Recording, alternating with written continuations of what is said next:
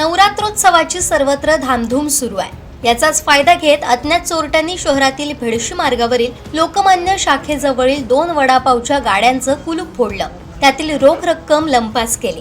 यात साईश उद्धव हरमलकर यांच्या गाड्यातील 12,000 ची रोख रक्कम तर विठ्ठल बापू फाले यांच्या गाड्यातील 16,000 ची रोख रक्कम लंपास करत एकूण 28,000 ची रोकड लंपास केली, अशी माहिती दोन्ही वडापाव चालकांनी दिली। तर दोडामार्ग पिंपळेश्वर देवस्थानची फंडपेटी फोडण्याचा प्रयत्न केला, मात्र तो असफल झाला। या घटनेचा दोडामार्ग पोलीस निरीक्षक हेमचंद्र खोपडे यांनी आपल्या टीम सहित पंचनामा करून अज्ञात चोरट्यांविरोधात गुन्हा दाखल केला। अधिक तपास सुरू असल्याचं त्यांनी सांगितलंय।